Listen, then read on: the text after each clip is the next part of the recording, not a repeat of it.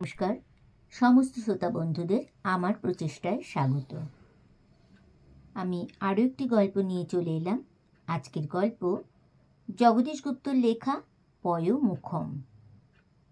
কলাপ সমাপ্ত হইয়া গেছে, মুগ্ধবোধ আরম্ভ হইয়াছে। ভূতনাথের কথা বলিতেছি। ভূতনাথ আয়ুর্বেদ শাস্ত্র অধ্যয়ন করিতেছে, কিন্তু কলাপই বলুন মুগ্ধবোধই বলুন, পাঠে তেমনি ভক্তি কি আগ্রহ তাহার নাই। মাঝে মাঝে সে ঠোঁট উল্টাইয়া মুখ বিশ্রী করিয়া ব্যাকরণের দিকে চাহিয়া চুপচাপ বসিয়া থাকে। ভূতনাথের পিতা কবিরাজ কৃষ্ণকান্ত সেন শর্মা কবিভূষণ মহাশয় স্বয়ং পুত্রকে শিক্ষাদান করিতেছেন, কিন্তু আরম্ভে একটু বিলম্ব ঘটিয়া গেছে। ভূতনাথের বয়স গত অগ্রহায়ণে অষ্টাদশ উত্তীর্ণ হইয়া ঊনবিংশে পদার্পণ করিয়াছে।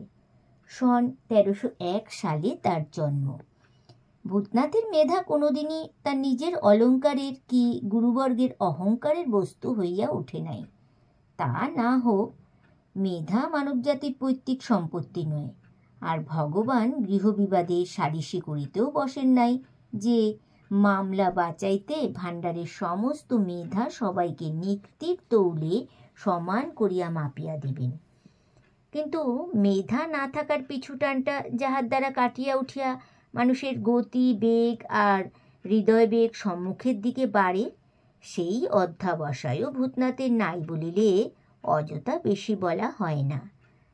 তাই 16-17 বৎসর পর্যন্ত বিদ্যালয়ে টানা নানা করিয়াই কাটাইয়া সর্বাপেক্ষা সহজ বিদ্যা আয়ুর্বেদ আয়ত্ত করিতে বদ্ধপরিকর সে নিশ্চয় হয় নাই, সম্মত হইয়াছে। শুভস্য শীঘ্রম। সেই দিনই কাঠের সিন্দুক খুলিয়া কৃষ্ণকান্ত কলাপ আর মুগ্ধবোধ বাহির করিয়া রৌদ্রে দিলেন। ভূতনাথ বই দুখানেকে চিনিত। তাহাদিগকে উঠোনের রৌদ্রে পিঁড়ির উপর স্থাপিত দেখিয়া সে আর যাহাই হোক খুশি হইল না। বই দুখানির দিকে কিছুক্ষণ চাহিয়া থাকিয়া ভূতনাথ ফস করিয়া যে কথাটি বলিয়া ফেলিল, তার মান কেউ রাখিল না। কথাটা কানে যাইবার পর কৃষ্ণকান্ত বক্র দৃষ্টিতে একবার ভূতনাথের দিকে চাহিয়া নিঃশব্দে অপেক্ষা করিতে লাগিলেন। ভূতনাথ সরিয়া গেলেই গৃহিণীকে গল্পটা শুনাইয়া দিবেন, এবং সে অবসর তখনই মিলিল। কৃষ্ণকান্ত বলিলেন, তোমার ছেলের বুদ্ধি শেষ পর্যন্ত বলদ দিয়ে টানাতে হবে দেখছি, ঠিক সেই রকম বলিয়া গম্ভীর হইয়া গেলেন। মাতঙ্গিনী বলিলেন, কি রকম? এক ছোড়াকে পাঠিয়েছে। কে? কোনো গৃহস্থ, একটা গল্প বলছি। পাঠিয়েছে দোকানে 1 পয়সার বাতাসা আনতে। দোকানি দিলে, ছোড়া গুনে বললে মোটে 5খানা। দোকানি খেপে উঠে বললে, 5খানা নয় তো কি 25খানা দেবে? ঘিয়ের দর জানিস আজকাল? ছোড়া লজ্জা পেয়ে চলে এলো। বাড়িতে বললে, কিরে মোট 5খানা বাতাসা এনেছিস 1 পয়সায়? ছোড়া বললে, তাই দিলে মা। বললুম, তা দোকানি তেড়ে উঠল, বললে ঘিয়ের দর জানিস আজকাল? শুনে গিন্নির হাত গালে উঠে গেল। অবাক হয়ে বললেন, কি বজ্জাত দোকানি গো, ঘিয়ের দর বেড়েছে তাতে বাতাসার কি?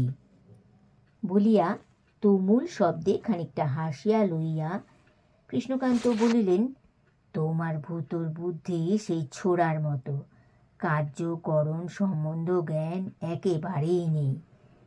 কিন্তু মাতঙ্গিনী হাসিতে পারিলেন না। পুত্রের অজ্ঞানতার উদ্দেশ্যে স্বামীর এইরূপ বিদ্রূপে বিমর্ষ হইয়া কইলেন, কি করেছে কি? বলছে কবিরেজ পড়ব, তাতে ব্যাকরণের কি দরকার? কৃষ্ণকান্ত না হাসিয়া বলিলেন, আয়ুর্বেদ শাস্ত্র খাঁটি সংস্কৃত ভাষায় লিখিত, ব্যাকরণের পর সাহিত্য, কাব্য, অলঙ্কার, ন্যায় প্রভৃতি, তারপর শাস্ত্র। ভূতনাথ মনে মনে বলিলেন, কচু। কৃষ্ণকান্ত অন্তর্যামী নন, ভূতনাথের কচু কথাটা টেরও পাইলেন না। বলিতে লাগিলেন, কাজেই সংস্কৃত হৃদয়ঙ্গম করিতে হলে ব্যাকরণে উৎপত্তি হওয়া আগেই দরকার, ইত্যাদি। দরকারি কথার কত ভাগের কত ভাগ তার কানে গেল তাহা ভূতনাথ নিজেই জানিতে পারিল না।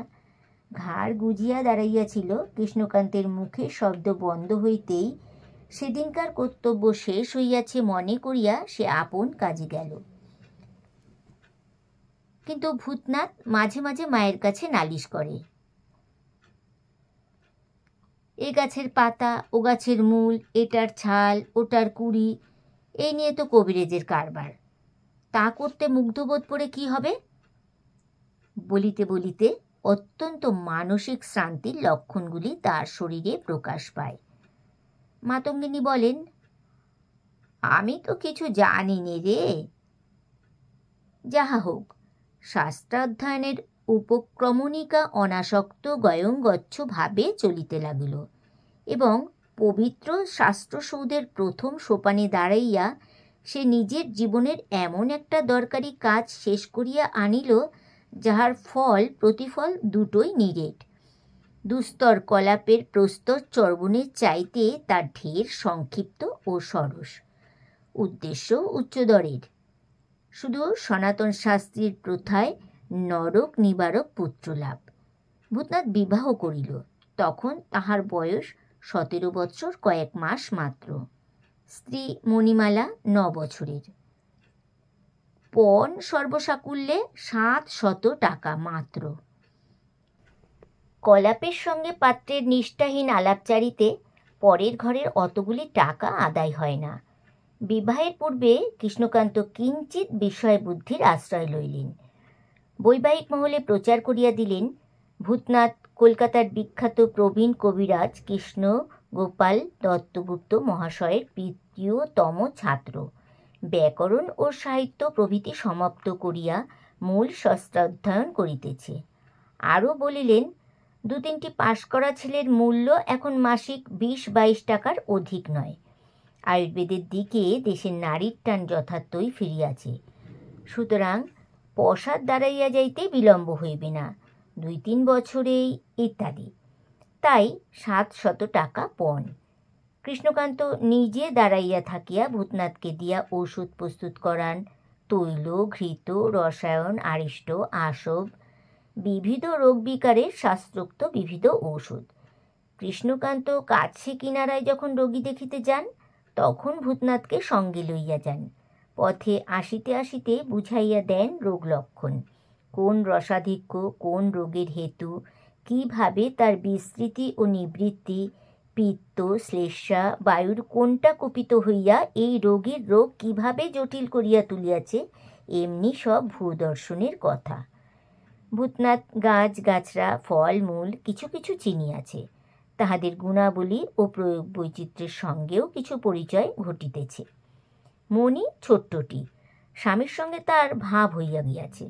ভূতনাথ মণিকে রাগায়, কাদায়, আবার খিলখিল করিয়া হাসায়ও। মাঝে মাঝে মণি যখন বাপের বাড়ির কথা ভাবিয়া মুখ ভার করিয়া থাকে, তখন তাহাকে আড়ালে ডাকিয়া লইয়া সদুপদেশও দেয়, বলে, এই তোমার আপন বাড়ি। কিন্তু অবুঝ মণি হঠাৎ অতটা উদার হইয়া উঠিতে পারে না, বলে, ধ্যাৎ, এ তো তোমাদের বাড়ি, আমাদের বাড়ি। ভূতনাথ বলে, তা বটে, কিন্তু তুমি যখন বড় হবে তখন বুঝবে, সে বাড়ি তোমার দাদা বৌদির, এ বাড়ি তোমার। তারপর ছেলে পিলে হলে। মণি এবার লজ্জা পাইয়া হাসে, বলে, ধ্যাৎ। মণির দুবারকার দুটি ভৎসনার কত তফাৎ ভূতনাথ তা বোঝে, খুশি হইয়া উঠিয়া যায়। ভূতনাথের ছোট ভাই দেবনাথ ঘরে ঢুকিয়া বলে, তুমি বৌদি না ছাই, বলিয়া বুড়ো আঙুল দেখায়। মণি কথা কহে না। দেবনাথ বলে, বললুম 2টো আম ছাড়াও, নুন লঙ্কা মেখে খাই, তখন কথাই কওয়া হলো না। এখন দাদার সঙ্গে দেখা হয়েছে আর সোহাগের হাসি হচ্ছে, এই বয়সেই শিখেছ ঢের। মনির কিন্তু মনেও আসে না যে এই বয়সে দেবনাথও শিখিয়াছে ঢের। বেশ বেশ, চলো দিচ্ছি, বলিয়া মণি লাফাইয়া ওঠে। মণির জ্বর হইল, উজ্জ্বল মণি ম্লান হইয়া গেল। কৃষ্ণকান্ত নারী দেখিয়া বড়ি দিলেন। তাহাতে জ্বর ছাড়িল বটে, কিন্তু প্রাণ রক্ষা হইল না। শেষ রাত্রি হইতে হঠাৎ ভেদ বমি আরম্ভ হইয়া গেল। বেলা 2টোর সময় মনির নাড়ি ছাড়িয়া গেল। সিথি ভরা সিঁদুর লইয়া, লাল পেরে শাড়ি পরিয়া, আলতায় পা রঞ্জিত করিয়া খেলার পুতুল একরত্তি মণি কাঠের আগুনে পুড়িয়া ছাই হইয়া গেল। মাতঙ্গিনী চোখের জল মুছিয়া স্বামীর সম্মুখে আসিয়া দাঁড়াইলেন। বলিলেন, হ্যাঁ গো, এক ফোঁটা ওষুধও তো দিলে না। কৃষ্ণকান্ত বড় বিজ্ঞ, তাই গৃহিণীর দিকে চাহিয়া ভ্রু ভঙ্গি করিয়া বলিলেন, দিলেও ফল হতো না, বুঝেই দেয়নি। যম যে ব্যাধি পাঠায় তাকে আমরা দেখেই চিনি।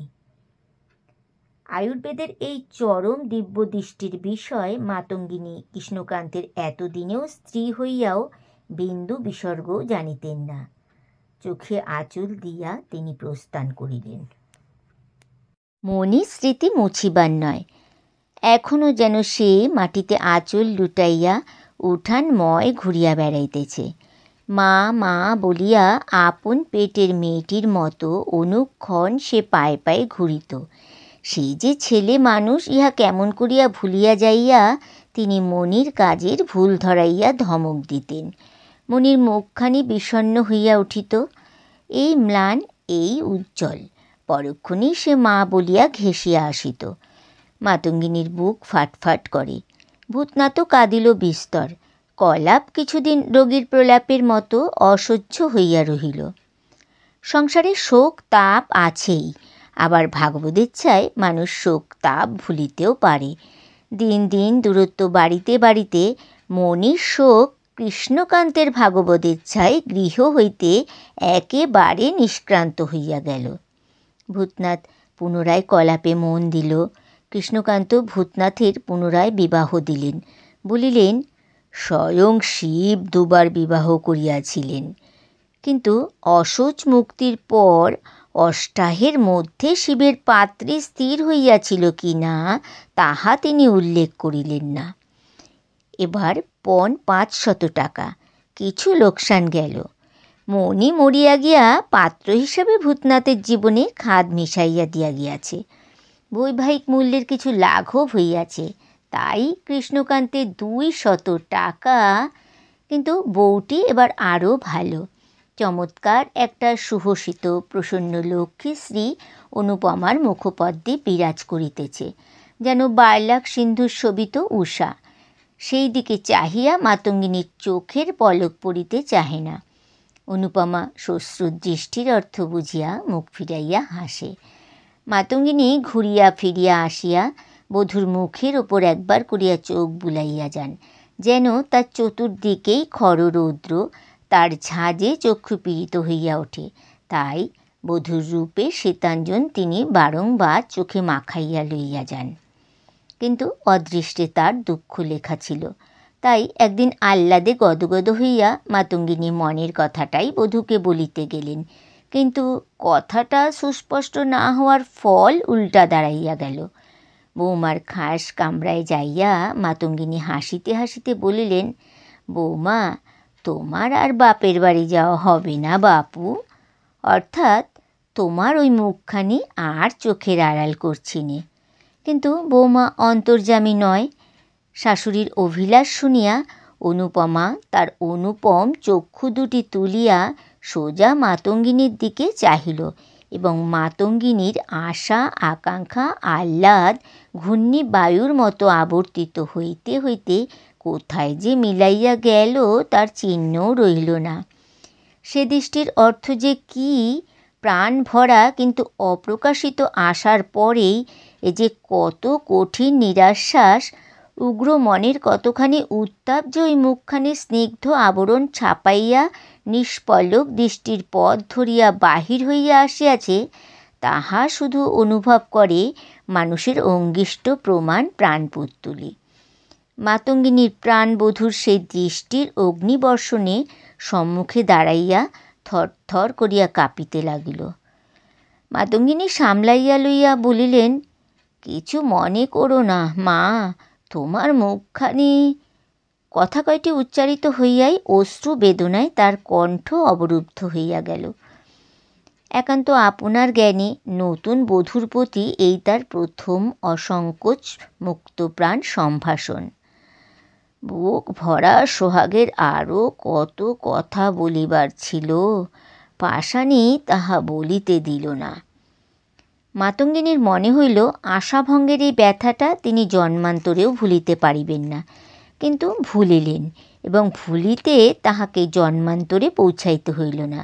দিন তিনেকের মধ্যেই তাহার মাতৃহৃদয় অজ্ঞান সন্তানের সুকঠিন অপরাধ মার্জনা করিয়া তাহাকে পুনরায় তার উদর অঙ্গনে বরণ করিয়া লইল। ভূতনাথ কলাপ সমাপ্ত করিয়া এখন মুগ্ধবোধ আরম্ভ করিয়াছে। পিত্ত, বায়ু, কফ ইহাদের কোনটার প্রাবল্য কোন নারীতে প্রকট হয়, পিতার উপদেশে তাহাও যেন সে অল্প অল্প হৃদয়ঙ্গম করিতে পারিয়াছে। কিন্তু অনুপমা নাক সিটকায়, বলে, কবিরেজি পড়ে কি হবে শুনি? ভূতনাথ বলে, কবিরেজি তো আজকাল বেশ মানের কাজ হয়েছে, পয়সাও। তা জানি, কলকাতায় গিয়ে বসতে পারবে? ভূতনাথ যেন অপ্রস্তুতে পড়ে, বলে, দেশেও তো বেশ পয়সা আছে, আমাদের সে বনমালী কবিরাজের মতো। তার তো নিংটি ঘোচে না, আমরা তাকে বলি বকরেজ মশাই বলিয়া অনুপমা খিলখিল করিয়া হাসে। ভূতনাথ মর্মাহত হয়। কবিরাজিকে সে নিজেও বড় শ্রদ্ধার চোখে দেখে না।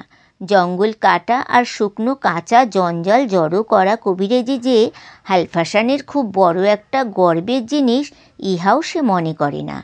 তবু কবিরাজি সে হইবে, অদৃশ্যের লিখন।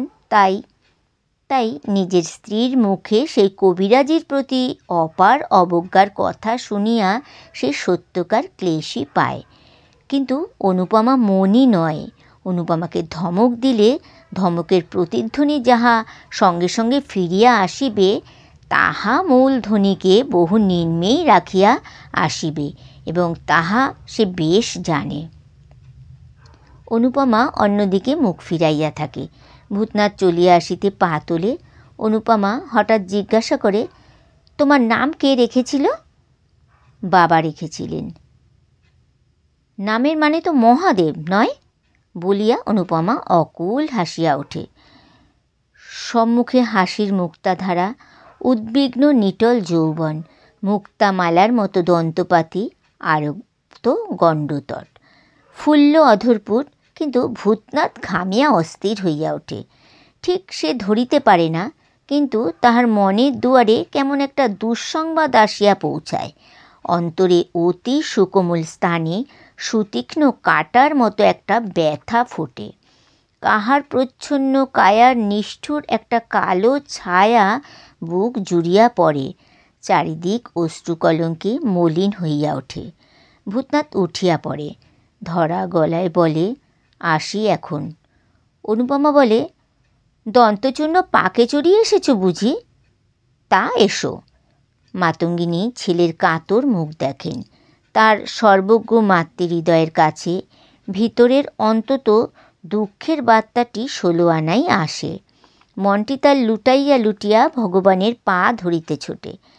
কৃষ্ণকান্ত একদিন প্রকাণ্ড 1 টাকার তোড়া সিন্ধুকে তুলিয়া মাতঙ্গিনীকে ডাকিয়া বলিলেন, বৌমাকে বিশেষ যত্ন আত্তি করো, ও লক্ষ্মীর অংশ প্রবল।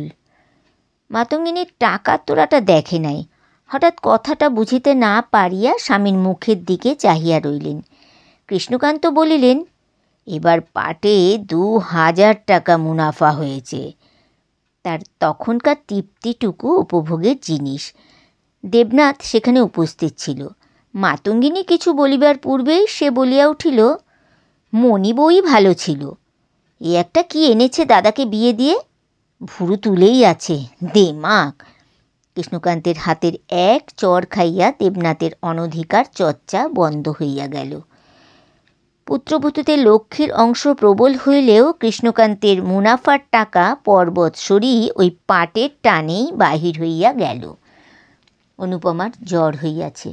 জ্বর অল্পই, কিন্তু অনুপমা লাথি ছুড়িয়া, কিল ছুড়িয়া, কাঁদিয়া, বায়না লইয়া বাটি আছড়াইয়া ঔষধ পথ্য ফেলিয়া দিয়া এমন কাণ্ড বাঁধাইয়া তুলিল যেন লজ্জা শরম আর সহিষ্ণুতা বলিয়া সংসারে কোনো জিনিসই নাই।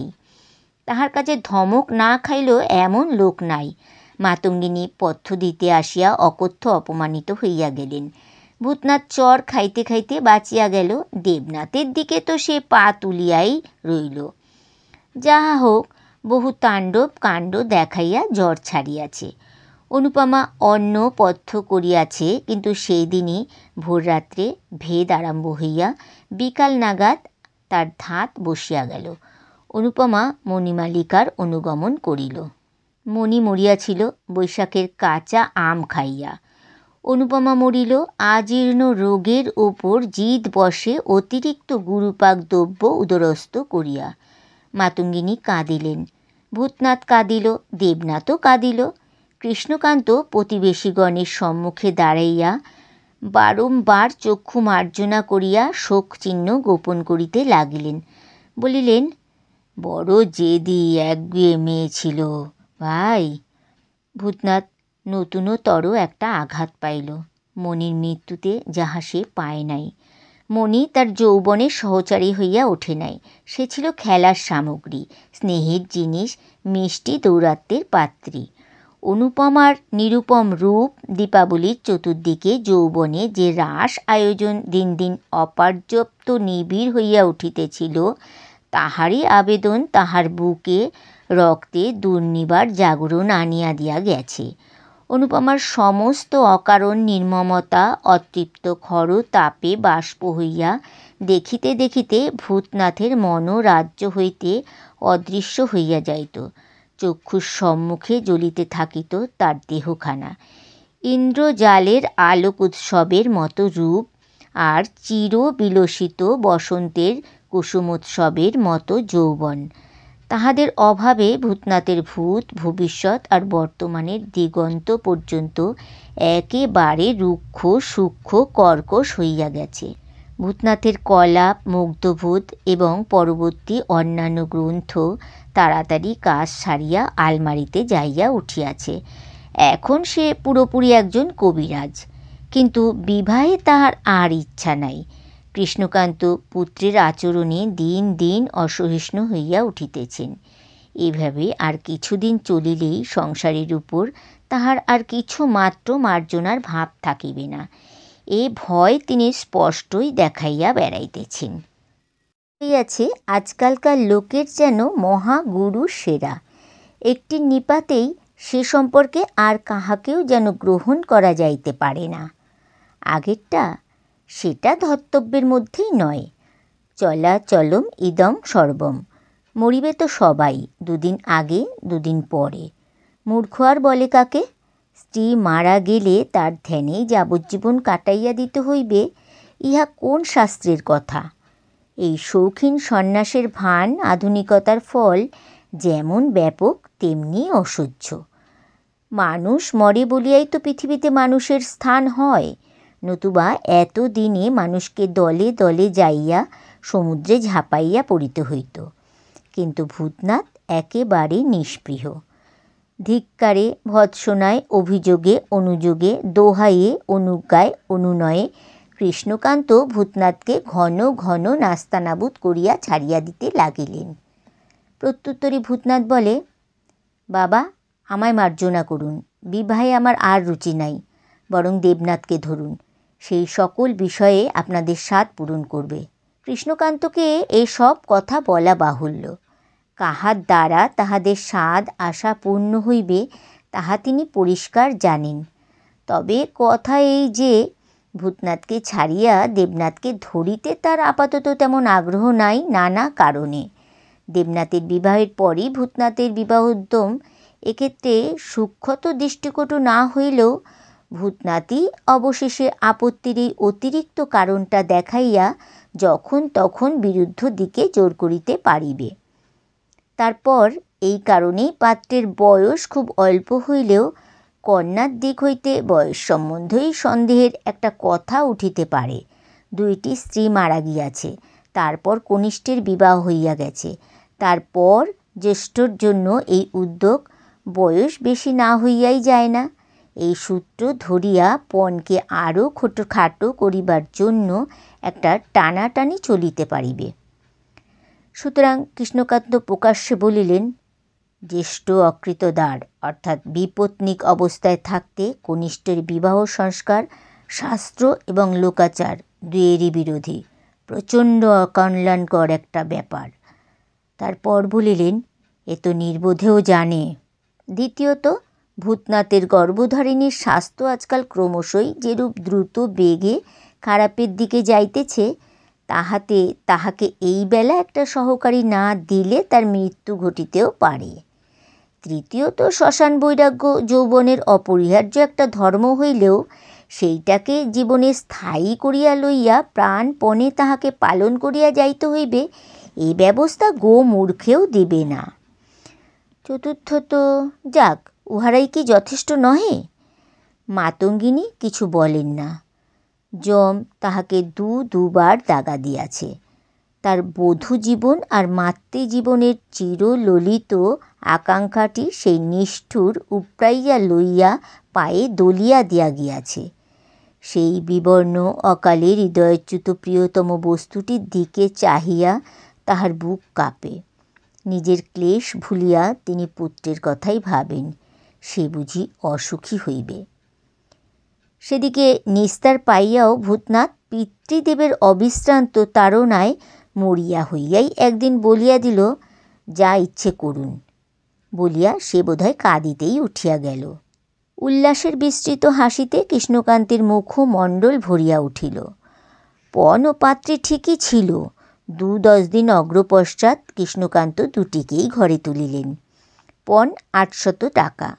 ভূতনাথের বৈবাহিক জীবনে আরও খানিকটা খাদ মিশিলেও পাত্রীর রং ময়লা বলিয়া খাদের কথা ও পক্ষকে কৃষ্ণকান্ত বিন্দু মাত্রও তুলিতে দিলেন না।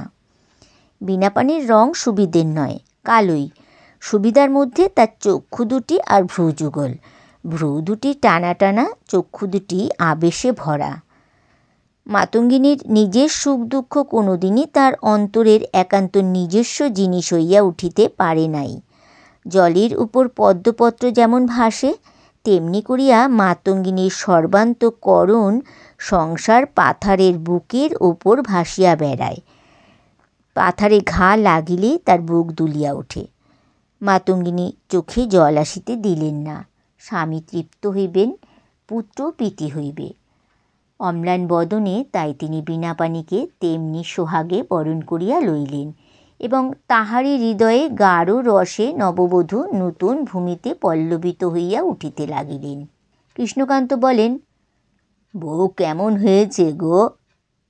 মাতঙ্গিনী বলেন, লক্ষ্মীটি। কৃষ্ণকান্তের মনে পড়ে, বিগত দুটির সম্পর্কেও মাতঙ্গিনী ধন ধান্য দায়িনী ওই দেবীটিরই নাম উল্লেখ করিয়াছিলেন। একটা গল্প তার মনে পড়িয়া যায়। কোথাকার এক তাঁতি, কিন্তু গল্পটি তার বলা হয় না। মাতঙ্গিনীর দীর্ঘ নিঃশ্বাসের ছোট্ট একটি অস্ফুট শব্দ তার কানে আসে।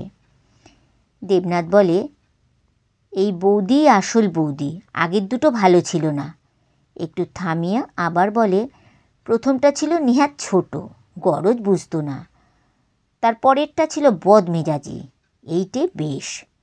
মাতঙ্গিনীর প্রাণ ছ্যাদ করিয়া ওঠে। বলেন, বেশ কিসে রে? কথায় বার্তায় আলাপে আদরে বেশ।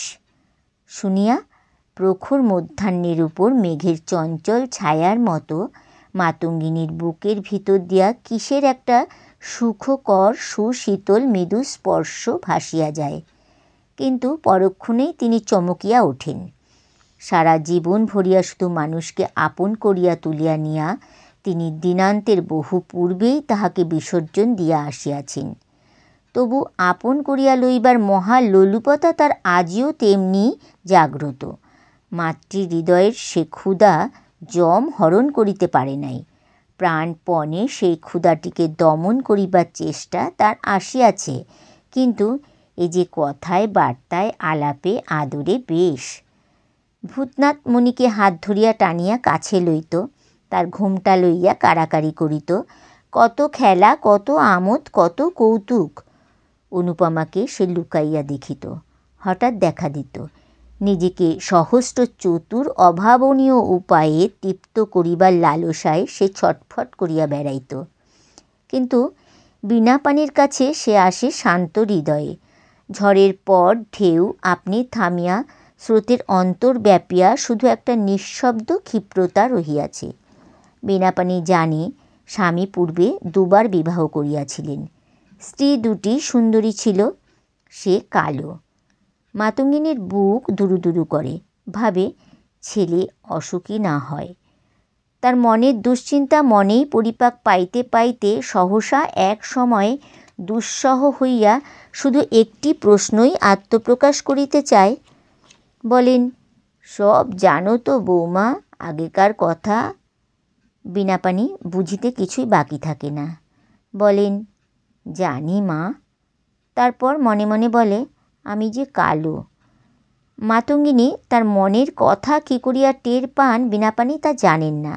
তার মুখ চুম্বন করিয়া বলেন, মা আমার কালো, কিন্তু কালোতেই কেমন মানিয়েছে।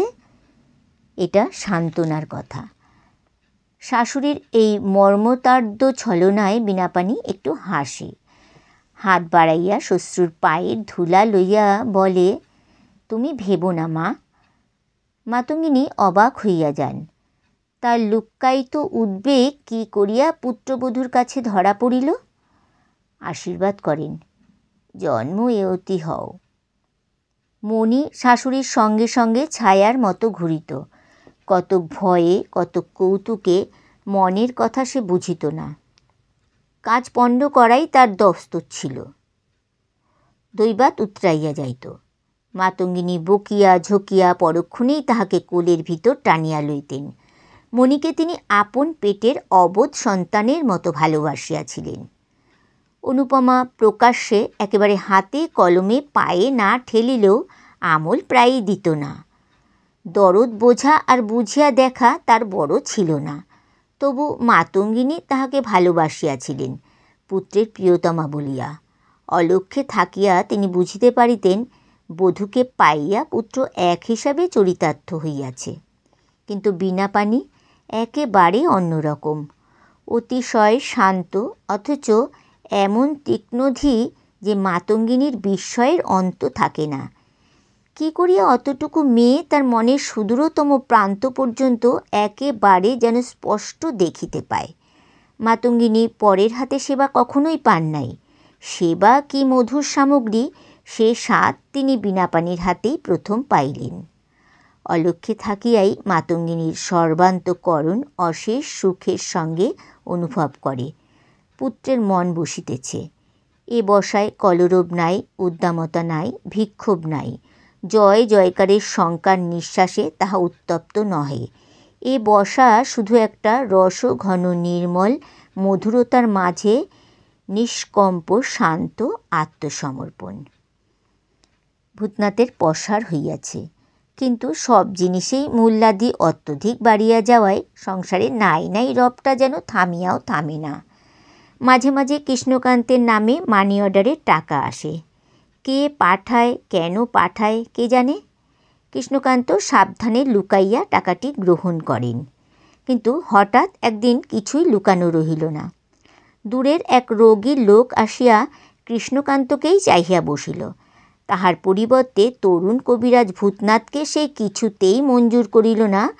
রোগ বড় কঠিন। কৃষ্ণকান্ত অতীব অনিচ্ছার সহিত পালকিতে যাইয়া উঠিলেন এবং তাহার পালকিও দৃষ্টির বহির্ভূত হইয়া গেল। মানি অর্ডারও আসিয়া পড়িল। বিনাপানির পিতা পাঠাইয়াছেন 10টি টাকা। ভূতনাথের বুদ্ধি কলাপ অধ্যয়নকালেই স্থূল ছিল, কিন্তু আজকাল অন্তত বহিরাবরণ ছিন্ন করিবার মতো ধারালো হইয়াছে। টাকা 10টি পুরোভাগে রাখিয়া হুকায় 2টি টান দিতেই সমগ্র ব্যাপারটি তাহার কাছে সুস্পষ্ট হইয়া উঠিল। রঙের অপরাধে পুত্রবধূর পিতাকে মাসে মাসে জরিমানা দিতে হইতেছে এবং এই ব্যাপারে শুরুর সুদূর ইতিহাসটাও তাহার অজ্ঞাত রহিল না। অপরাজিতাটিকে পরিত্যাগ করিয়া তিনি পুনরায় গোলাপ আরোহণ করিয়া আনিবেন যদি, ওই এক কথাতেই বিষম ভয় পাইয়া কালো মেয়ের বাপ ছেলের বাপকে সংযত রাখিতেছেন। আরও একটা নিদারুণ অতি ভয়ঙ্কর সন্দেহ ধীরে ধীরে ভূতনাথের মনে স্থিতিলাভ করিতেছিল। কী হেতু অবলম্বন করিয়া এই অসহ্য সন্দেহের উদ্ভব তাহার নিজের কাছেই একটা দুরূহ হেয়ালির মতো, অথচ সন্দেহটা যে আদৌ আমূলক নয় এ বিশ্বাসও অনিবার্য, যেন নিজেই তৈরি হইয়া উঠিয়াছে। কৃষ্ণকান্তের পালকি অনেক বেলায় উঠানে আসিয়া নামিল এবং তিনি বিশ্রামের জন্য অন্দরমহলে না যাইয়া হাঁসফাঁস করিতে করিতে বাহিরের ঘরে ঢুকিয়াই এমনভাবে থমকিয়া গেলেন যেন চুরি করিতে আসিয়া অন্ধকারে একেবারে পাহারাওয়ালার ঘাড়েই পড়িয়াছেন। ভূতনাথের কোলের কাছেই 10টি টাকা সাজানো রহিয়াছে এবং তাহার শ্বশুরের নাম সম্বলিত কুপানখানিও রহিয়াছে। তাহারাই এই মহৌষধির কাজ করিয়াছেন। ভূতনাথ টাকা 10টির দিকে চাহিয়া বলিলেন, শ্বশুর আপনাকে 10টি টাকা পাঠিয়েছেন কেন? কৃষ্ণকান্ত সহসা প্রগল্ভ হইয়া উঠিলেন। তত্তর করিয়া বলিয়া গেলেন, তোমাকে বোধ হয় সাহায্য করেছেন। অতি অমায়িক সজ্জন তিনি। একখানা চিঠিতে একবার লিখেছিলাম তোমার কথা, যে শ্রীমানের বড় টানাটানি, তাই বুঝি তিনি মেয়ে জামাইকে। বলিতে বলিতে কৃষ্ণকান্ত অমায়িক সজ্জন প্রেরিত টাকা 10টি তুলিয়া লইয়া পুত্রের সম্মুখ হইতে পালাইয়া যেন বাঁচিলেন। কিন্তু মানুষের দুষ্কৃতি অত সুলভে নিষ্কৃতি পায় না। ভূতনাথের পিতৃভক্তি যেন পিতাকেই পদে পদে তেমনি সবেগে অনুসরণ করিয়া নিঃশেষ হইয়া বাহির হইয়া গেল। তাহার উচ্চারিত মিথ্যা কথাগুলি বিনাশ কিন্তু অত সহজে ঘটিল না। তাদের ধ্বনি আর প্রতিধ্বনির পর প্রতিধ্বনি জাগিয়া প্রতি মুহূর্তে কঠিন হইতে কঠিনতর হইয়া দুর্ভাগ্য ভূতনাথের কর্ণবিবরে আবর্তিত হইতে লাগিল। ভূতনাথের শ্বশুর আর টাকা পাঠান না। ভূতনাথ অভয় দিয়া নিষেধ করিয়া তাহার জ্ঞান চক্ষু খুলিয়া দিয়াছেন। সুযোগ পাইয়া অর্থাৎ জামাতাকে নিজের তরফে পাইয়া বলরামবাবু কৃষ্ণকান্তকে স্পষ্ট ভাষায় ধাপ্পাবাজ, অর্থপিচাস প্রভৃতি কুকথা না বলিলেও পত্রে যাহা বলিয়াছেন তাহা লাঠি উল্টাইয়া ধরিলে কোৎকার মতো একই জিনিস। কৃষ্ণকান্ত পুত্রের সঙ্গে বাক্যালাপ একেবারে বন্ধ করিয়াই দিয়াছেন। জন্মদাতা পিতার অপেক্ষা কন্যাদাতা পিতা সম্পর্কে বড় হইল, আর তাহার স্বার্থই হইল বড়, অমন ছেলের ইত্যাদি। অসহ্য হইয়া সংস্কৃত এক শ্লোকই তিনি আওড়াইয়া দিলেন। মূর্খ পুত্রের জন্মদাতার যত সব কষ্ট সেই শ্লোকে অক্ষরে অক্ষরে বর্ণিত হইয়াছে। বীণাপাণির জ্বর অল্প, কিন্তু তাহাতেই মাতঙ্গিনীর বুকের ভেতর পৃথিবীর দুশ্চিন্তা দাবাগ্নির দাহ লইয়া জ্বলিয়া উঠিয়াছে। আকুলি বিকুলি কেবলই মধুসূদনকে ডাকিয়া ডাকিয়া উৎকণ্ঠার উদ্বেগে তাহার জিহ্বা শুকাইয়া অনর কাঠ হইয়া গেছে। আর দুটি অমনি করিয়াই মায়া কাটাইয়াছিল, কিন্তু এবার মধুসূদন তাহার ডাকে বিচলিত হইয়া প্রাণ রক্ষার দূত পাঠাইয়া দিলেন। সন্ধ্যার পর বীণাপাণি একলাটি শুইয়া আছেন। মাতঙ্গিনী এতক্ষণ তাহাকে কোলের কাছে করিয়াই বসিয়াছিলেন, তাহাকে পথ্য দিয়া এইমাত্র উঠিয়া গিয়াছেন। বৌমা কেমন আছো বলিয়া কৃষ্ণকান্ত আসিয়া দাঁড়াইলেন। বীণাপাণি তাড়াতাড়ি উঠাইয়া বসিয়া বলিল, ভালোই আছি বাবা। কৃষ্ণকান্ত বলিলেন, কিছু খেয়েছ? খেয়েছি বাবা। কখন? এখনই খেলাম। তবে কিছুক্ষণ বাদে ওষুধটা খেয়ে ফেলো। বলিতে বলিতে কাপড়ের খুঁটের আড়াল হইতে খল বাহির করিলেন। বলিলেন, জ্বর যদি আবার আসে তবে ছেলে মানুষ বড় কষ্ট পাবে। আগে থেকেই সাবধান হওয়া ভালো। এই খাটের পায়ার কাছে রইল কাগজ ঢাকা, নিজেই উঠে খেয়ে ফেলো। বীণাপাণি কহিল, আচ্ছা বাবা। ভূতনাথ কোথা ছিল কে জানে। কৃষ্ণকান্ত বাহির হইয়া যাইতেই সে শশ ব্যস্ত হইয়া ঘরে ঢুকিয়া বলিল, বাবা এসেছিলেন দেখলাম, তিনি কি ওষুধ দিয়ে গেলেন? বীণাপাণি বলিল, হ্যাঁ, কেন? স্বামীর কণ্ঠস্বরের অর্থটা সে বুঝিতে পারিল না। খাওনি তো? বীণাপাণি নিরতিশয় বিস্মিত হইয়া শয্যার উপর উঠিয়া বসিল। এই ব্যাকুলতার অর্থ কী? বলিল, না, কেন বলো না। কোথায় সে ওষুধ? খাটের ওই পায়ার কাছে ঢাকা রয়েছে, দেখো। ভূতনাথ ওষুধের খল লইয়া বাহির হইয়া গেল। কৃষ্ণকান্ত কবিরাজ তাকিয়ায় ভর দিয়া অধ্যশায়িত অবস্থায় পরম তৃপ্তির সহিত চোখ বুঝাইয়া সটকা টানিতেছিলেন। কিন্তু এ সুখ তার অদৃষ্টে টিকিল না। মানুষের পায়ের শব্দে চোখ খুলিয়াই তিনি সামনে যেন ভূত দেখিলেন। এমনই অপরিসীম ত্রাসে তার সর্বশরীর থরথর করিয়া কাঁপিয়া মুখ দিয়া কেবল একটি অর্ধচারিত স্বল্পজীবী আর্তনাদ বাহির হইয়া কণ্ঠ নিঃশব্দ হইয়া রহিল। ভূতনাথ সেদিকে দৃষ্টিপাতও করিল না। একটু হাসিয়া বলিল, হে বউটার পরম আয়ু আছে, তাই কলেরায় মরল না বাবা। পারেন তো নিজেই খেয়ে ফেলুন, বলিয়া সে ঔষধ সমেত হাতের খল আড়ষ্ট কৃষ্ণকান্তের সম্মুখে নামাইয়া দিল।